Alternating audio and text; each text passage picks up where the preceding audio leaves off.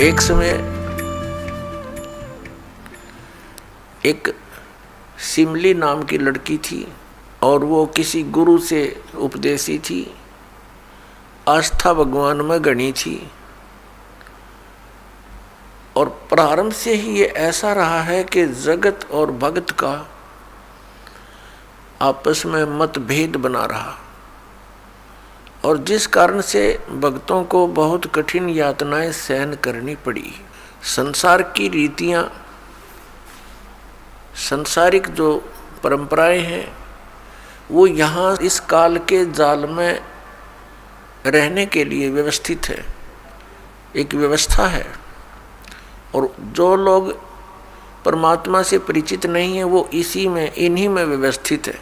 उस लड़की की बहुत आस्था थी। नगर के बाहर एक साधु का आश्रम था। वो लड़की उस महात्मा को आहार करा के आती थी, उनकी सेवा भी करती थी और शाम के समय अपने घर आ जाती थी। कुल के लोगों ने, परिजनों ने बहुत कुछ प्रतिबंध लगाए, लेकिन लड़की नहीं मानी। उस सिमली का एक भाई था, मंसूर नाम था उसका। उसको अन्य व्यक्तियों ने कहा कि आपकी बहन शाम के समय और गैर टाइम को वक्त जाती है संत के आश्रम में। देख ले भाई, इज्जत का सवाल है और पूरे नगर में चर्चा चलती है अपनी बहन को बनाकर। अब मंसूर ने सोचा भी पहले ये देख तो लूं, वास्तव में वहाँ उस आश्रम में ऐसा क्या है। इस दृष्टिकोण से जब उसकी बहन शाम के समय प्रतिदिन जाती थी साधु का भोजन लेकर, जिस दिन घरवाले भोजन नहीं देते थे तो वैसे जाती थी, उनकी सेवा कराती थी, कोई कपड़े धोआती थी, कुछ देर उनकी चरण दबा देती थी। अब मंसूर ने, भाई ने सोचा कि सीधा संत से बोलना अच्छा नहीं होता। साधु संत बड़े सहनशील होते हैं और सिद्धि युक्त होते हैं। अपराध के विषय में कुछ उठपटांग कहना हानिकारक हो सकता है। उसने क्या किया कि आश्रम के बाहर खड़ा हो गया और जैसी भी कच्ची पक्की कोई द्वार थी उसके अंदर कोई सुराख था। उस सुराख से वो देखने लगा। छोटा सा आश्रम था, को 100 गज का होगा, गणित करना 150 गज का, और उसमें एक झोंपड़ी डली हुई थी। संत जी बाहर बैठे थे, गर्मियों के दिन थे, चंद्रमा की रोशनी थी। तो उसने देखा कि लड़की ने जाके भोजन कराया महात्मा को, फिर बर्तन साफ किए, 1-2 कपड़ा धोआ, फिर महाराज जी के चरणों को दबाने लगी, सेवा करने लगी। तो क्या हुआ कि ऐसे उस महात्मा ने हाथ किया, आकाश से एक अमृत का प्याला आया। संत ने पिया, आधा उस बेटी को दिया। संत ने कहा कि बेटी, इसमें से थोड़ा सा एक नालायक व्यक्ति खड़ा है, उसके भी मार देख छींट, इस सुराख के अंदर से जा और उसके भी लगा दे, थोड़ी सी कल्याण हो जा। एक नालायक व्यक्ति खड़ा है।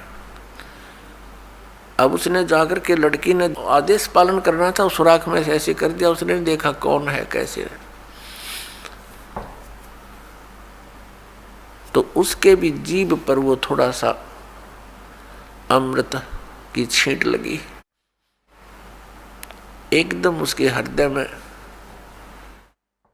एक विशेष प्रेरणा हुई कि मैं बहुत पापी हूँ, मैं नीच हूँ, और ऐसे पाक साफ महापुरुष के विषय में मेरे मन में दोष आया रोता हुआ आश्रम के अंदर प्रवेश हुआ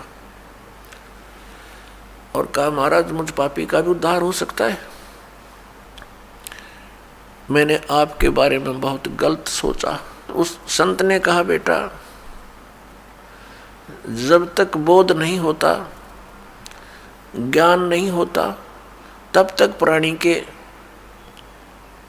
ऐसे अपराध अक्षमा करने योग्य होते हैं।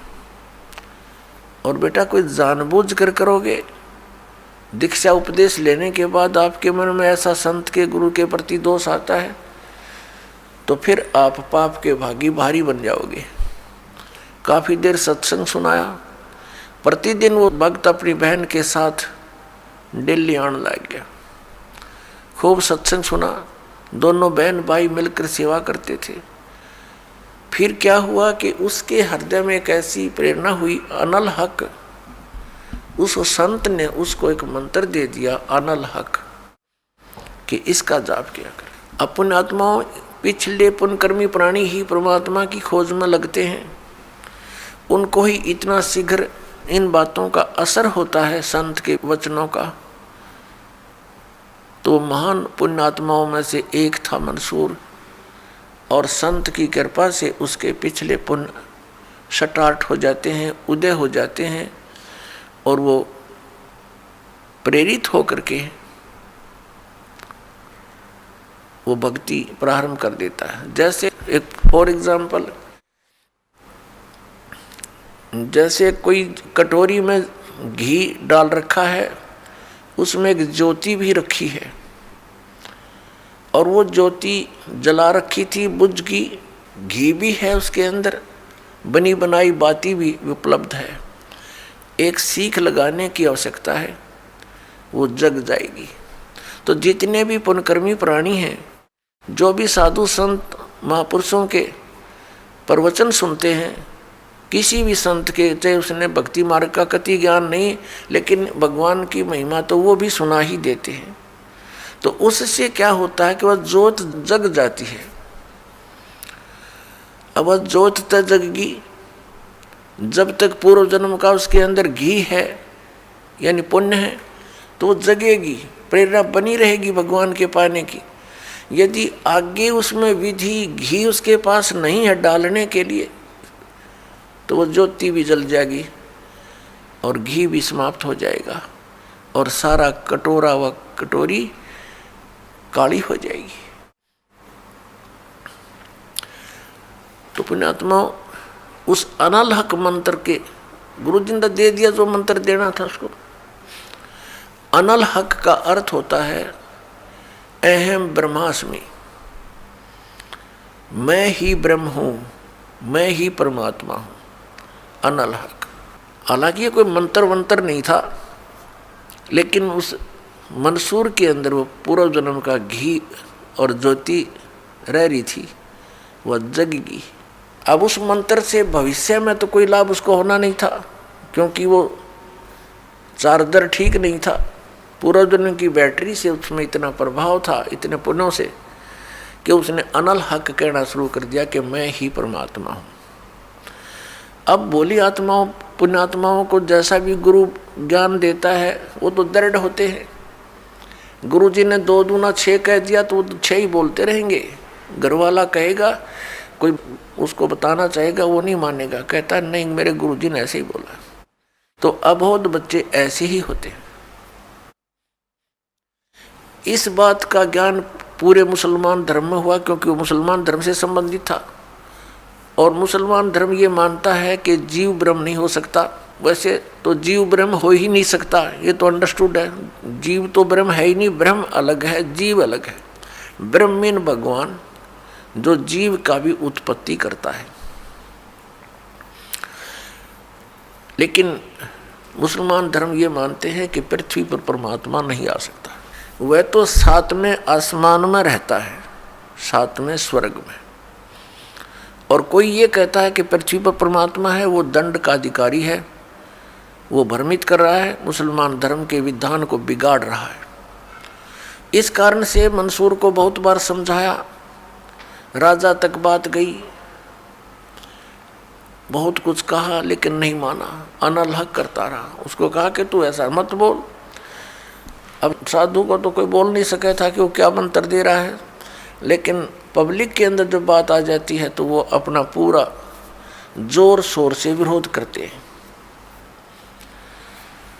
अब क्या हुआ कि वो नहीं माना तो उसको चौराहे पर खड़ा कर दिया, बांध दिया उसको चौराहे पर। और फिर क्या कहा कि या तो तू अनलहक कहना छोड़ दे, नहीं तो तेरे पत्थर मारेंगे। उसने फिर कहा अनलहक, क्योंकि वो तो मदमस्त हो गया था, अलमस्त हो गया था। ऐसी स्थिति पूर्वजन्मों के पुण्यों से होती है, और भविष्य की भक्ति नहीं होती है तो वो नष्ट हो जाता है उस जीवन ऐसी पुण्यात्मा का। तो उसको सजा दी गई कि पूरे नगर के व्यक्ति इसको पत्थर मार मार के इसका वध करेंगे। ऐसी सजा दें ताकि और भी कोई ऐसी हिम्मत ना करे।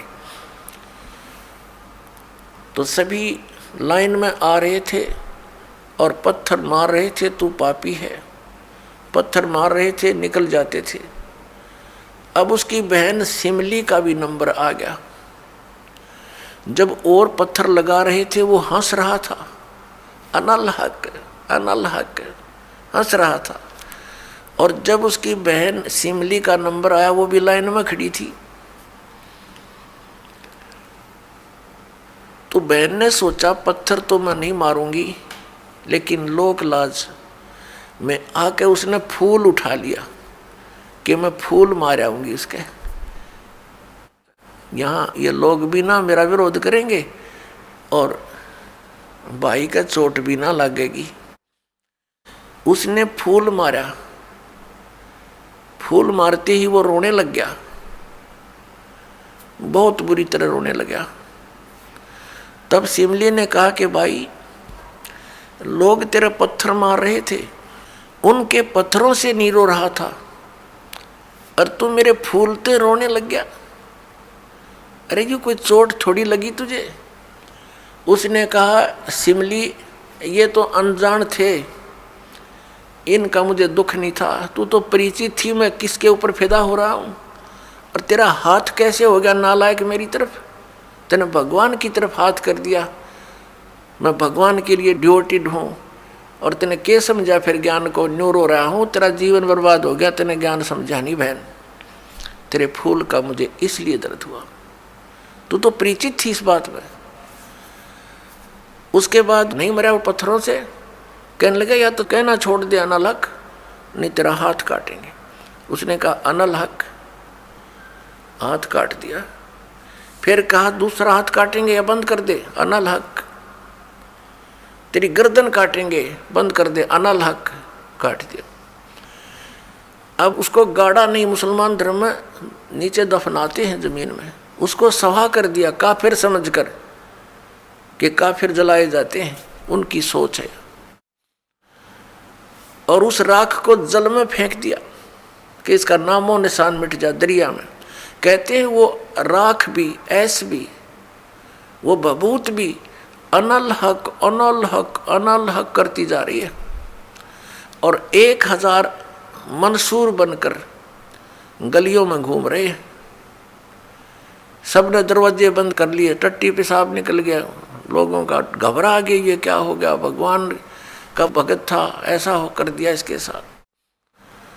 तो पुण्यात्माओं, अब ये ज्ञान है, तत्व ज्ञान है, इसको बहुत गहराई से समझना है।